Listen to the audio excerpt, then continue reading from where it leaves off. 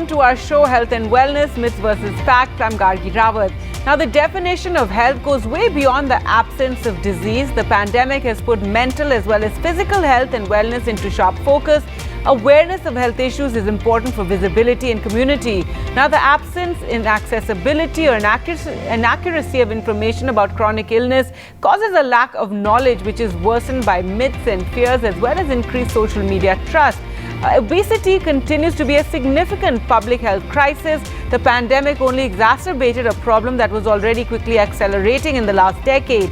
The pandemic revealed how the growth in obesity threatens the health of both the individuals as well as the healthcare system.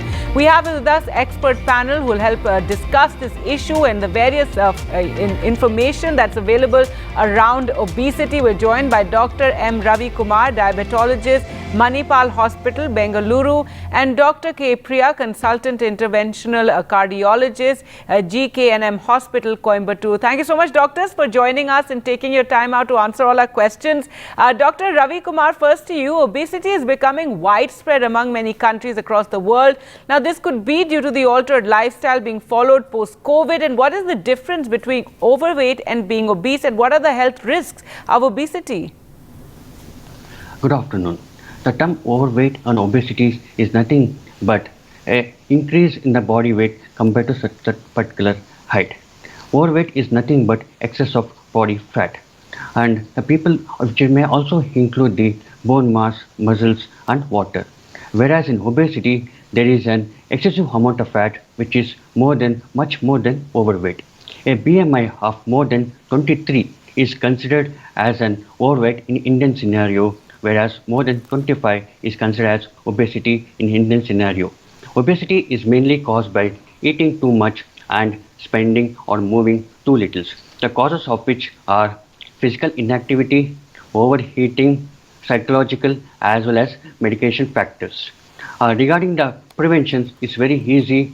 Try to control your diet, less of an bad food, bad cholesterol, no to sugar products, eat more servings of fruits and vegetables and more of a dietary fibers, and the most important among all is engaging in regular physical activity with a word of caution with consult to a doctor. Regarding the health risk of obesity, there are around 236 diseases which are associated with the obesity, which is too large and too very big huge number, and some of which I'm going to describe are high blood pressure, high blood sugar, increase in the cholesterol, causing bones and muscle problem leading to osteoarthritis, pain and stiffness, sleep apnea, and liver problems, gallstone problems, and the most important and the least is cancers. All right, and I just want to put it out there, it's not our case that we want to, body shame anyone or fat shame anyone, but clearly a lot of health issues connected with obesity which people need to be aware about. Dr. Priya, it is seen that heart attacks are also more common in obese people. What is the relationship between obesity and cardiovascular disease? Yes, good afternoon everyone. Obesity leads to heart attack both directly and indirectly. So directly what obesity does is, these fat cells in such obese people, they secrete certain chemicals which accelerate the process of atherosclerosis, which is the deposition of cholesterol in the blood vessels, resulting in blood vessel narrowing and thereby heart attack. And also it directly injures the blood vessel walls, so it can result in a heart attack at any time. And sir has already alluded to, obese people have higher risk of having coexistent diabetes, hypertension, high cholesterol and sleep apnea, which again further increases the risk of heart attack. And such people, they also have a risk on developing irregular heartbeat and heart failure. So overall, to summarize, obese people are definitely at a higher risk of developing cardiovascular diseases. All right, now Dr. Ravi, what is the term diabesity? Suddenly you're hearing about this. What causes diabesity, and is it different from normal term obesity? Yeah, diabesity is a new term. It's evolving, known as an epidemic, slowly going for a pandemic. It shows the involvement of coexistence of both obesity with the diabetes. Imagine an enemy base residing in your territory. Although it's working all along with you, it seems to be very silent and very inactive, but it's working around the clock. and planning and executing a deadly plan against you. In a similar way, the excess of fat in obesity is similar to that. It's more of a silent killer and it's more harmful. And its incidence of this are slowly increasing at a rapid pace throughout the world, mainly because of altered in the lifestyle and dietary pattern along with the genetic vulnerability. The declining trend of a traditional lifestyle and a dietary pattern causes increase in the rapid prevalence of this diabetes. And also, this is a slow poison which is very difficult to control or cure in a long term. As you know, obesity is a state of chronic inflammation. So what happens? The theories proclaim that fat triggers a series of inflammations which sabotages your immunity, thus causing increase in insulin resistance, thus causing a full-fledged diabetes. Thus, in a nutshell, what I can say is it's a metabolic dysfunctions which ranges from the simple imbalance of blood sugar to a full-blown fledged type 2 diabetes. All right, Dr. Priya, now obesity, as you know, both of you mentioned that it's spreading, it's reached epidemic proportions in populations whose environment promote physical inactivity and increased consumptions of high-calorie foods. However, not all people living in such environments will become obese. So then does obesity run in families because of genes? Yes, commonly we would have seen like many people in families, they are obese. So there are many genes which cause that, almost more than 300 to 400 genes, but a few genes play an important role, and how they act is they increase the appetite and reduce the satiety, that is the feeling of fullness after having a meal. So such people tend to eat more. And the genes, they also alter the metabolism and the fat distribution in the body. And some people, as a way of coping with stress, again tend to eat more. So these, all the genetic influences are there. However, majority of them, no, they can reduce their weight with a healthy lifestyle like physical activity and dietary modification. But a small percentage of them will require more help in the form of medications and surgery like bariatric surgery. So genes do play a role in obesity. All right. In fact, that brings me to my next question to Dr. Kumar. Now, it said, Dr. Priya just mentioned bariatric surgery. So it said that bariatric surgery is the only effective option that leads to sustained weight loss in patients who suffer from morbid obesity. So how true is this? And is bariatric surgery useful for people with diabetes? Yes, it's very true. Bariatric surgery, also known as weight losing surgeries, these are one of the very effective way of losing your excessive body weight and putting back the diabetes into a remissions.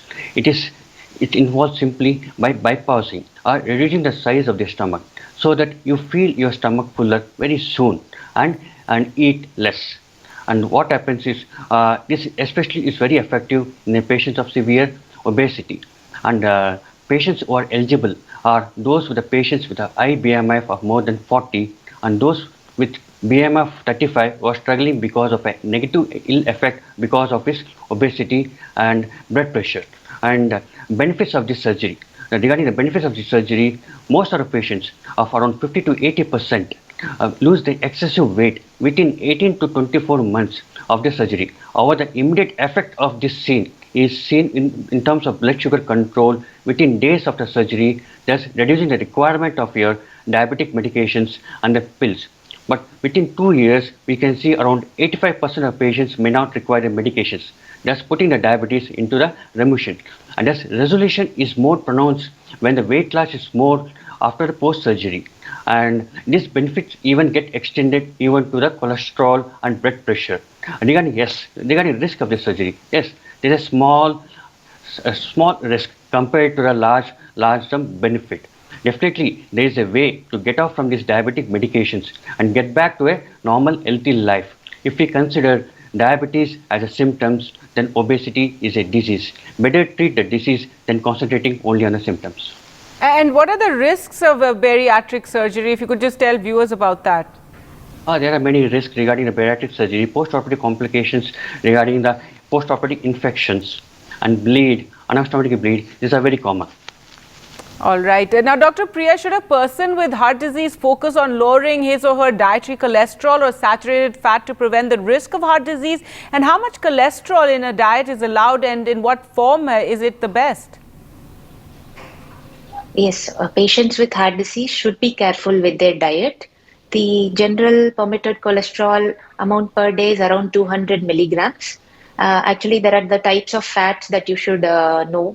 The healthy fats which are allowed are the total fat content of per day should be around 20 to 25 to 30% of our total intake, the fat content. Out of that, the mono unsaturated and polyunsaturated fats are generally the healthier fats, which can constitute up to around 20 to 25 percentage. They are the ones which are generally found in nuts, fish, and avocados, and vegetable oils like sunflower oil and olive oil. The saturated fats are the ones which are found in processed foods, ice creams, and butter, etc. So they should be less than around 7 percentage, 7 to 10. And the trans fat, which is the found in the tasty food, actually the fast food and deep fried food, should be totally avoided. So people should be cautious about their diet since they have already got the disease. The diet, healthy diet, also plays a very important role. All right. Well, important to keep all that in mind. Doctors, will just slip into a short break and return with more questions for you on this entire issue of obesity and how to manage it. Stay with us.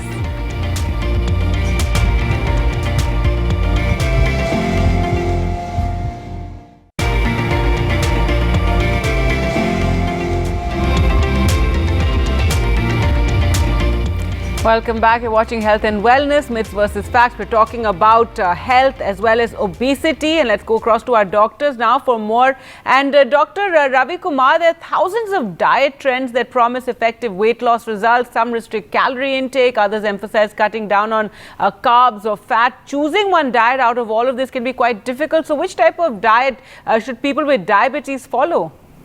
Yes, it's a very confusing one, and most of the patients are confused with diet plan. I'm going to tell you a very simple one. What is diabetic diet? It's nothing but having an healthiest food in a moderate amount and sticking to a regular meal time. And better to have divide the meals in small frequent intervals. And these foods, as Madam has already told you, includes healthy carbohydrates, which include the fruits, vegetables, and containing low-fat dairy products, all as whole grain, and also include more of an dietary fibers, and also include, if possible, a heart healthy fish. This at least twice a week, because this contains an omega-3 fatty acids which are helpful for prevention of an heart-related problems. Also, you can include small quantities of good fats, that is avocados, as Madam has already told you, peanuts. But try to avoid as much as possible high fat containing dairy products and animal protein. Avoid use of cooking oils like coconut and palm oils, and minimize or cut down as much as possible trans fats which are seen in a sweet and packed items. And regarding the plate count, what we take a 9 inch of a plate, fill half of it with a non-starchy carbohydrate, remaining 1/4 with either a meat or a protein, and other remaining 1/4 with an whole grain. You can use a small bowl of fruit or a juice, or a small cup of milk in your meal plan can be included. This works very better, especially for a lunch and dinner, and this helps you to control your serving portions. There one more known as carbohydrate counting. In carbohydrate countings, it keeps a track of amount of carbohydrates which you take in each meal or snacks. For this, a dietitian help is required for you to deciding the size of the portions of your meals. All right. Now, Dr. Priya, if body weight is in control, does it mean that the person's blood lipid levels would be normal and she cannot get heart disease? No. Actually, high cholesterol is not directly related to the body weight. Even lean individuals can have high cholesterol. There are genetic factors which whereby their body produces more cholesterol, so they can have high cholesterol. And in fact, lean individuals can have other risk factors for heart attack, like they may have a sedentary lifestyle, they'll have a very bad dietary pattern, they'll have a strong family history of heart attack, they can have associated diabetes, hypertension, they may be smoking. So actually being lean alone is not equivalent to being healthy. So it doesn't mean that you're lean, you may not get any problems. You can have other problems also. So we should be careful.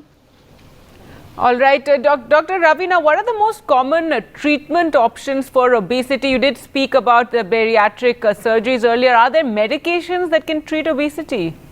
Yes, there are medications, but I want to tell you the first and most effective way is always a physical activity and reducing in body weight by physical activities and controlled diet. Yes, there are some medications for reducing your body weight. These medications are to be used with cautions along with the guidance of your doctor. These reduce around 5 to 10% of body weight on an average of 5 to 6 kgs over a period of years. And you should be very careful by taking this, even taking into consideration of your price factor. All right, and also Dr. Priya, you know, we spoke earlier about diets, etc., but the internet is flooded with a lot of information regarding weight loss. So if you could also, you know, tell us what are the right methods to achieve weight loss, and also how much weight loss is safe? Yeah, nowadays we all expect instant gratification and instant results. We start on something and we expect immediate results, and it doesn't work, we don't follow it up. But actually, weight loss is a slow and gradual process. It requires sustained effort. To lose around half kg to 1 kg per week is safe. And actually, to lose around half kg, you need to have a calorie deficit of 500 calories per day. That is, your intake should be less, and you should have spent 500 calories more per day. So that amounts to around 3,500 calories per week. That will result in half a kg of weight loss. So over the first 6 months, you can plan a weight reduction of around 5 to 10% of your body weight. And anything like, as sir already told, a healthy diet and regular physical activity is the best way forward. And we have to, this is a long-term process, because once we stop everything, we'll regain all the weight. So this has to be followed lifelong. So we should choose a dietary pattern which we can sustain lifelong. And any very rapid weight loss of more than 1 kg per week, we need to be cautious and consult the doctor. There may be some other problem. And people who are on medications for other illnesses, before starting a diet plan, it is better to consult their doctor also and proceed. Right, and finally, Dr. Kumar, you know, with this lockdown and COVID, children have been indoors a lot, so really their whole cycle of exercise has been spoiled, but also that that families need to inculcate these good, healthy habits from a young age so that, you know, people don't grow up obese, isn't it? Yes, what you said is correct. This diabetes, what I told you, is a modern epidemic, slowly evolving a pandemic. So we need to inculcate not only with ourselves, we need to teach to our children and grandchildren, then only the disease can be eliminated from this world. All right. Well, thank you so much, doctors, for joining us on the program and talking about, you know, the dangers of allowing obesity to just continue and how one can, you know, eat right and have a good, and work out physically. And that's one way to deal with this problem of obesity. Thank you so much for joining us. Thank you all for watching at home. Goodbye.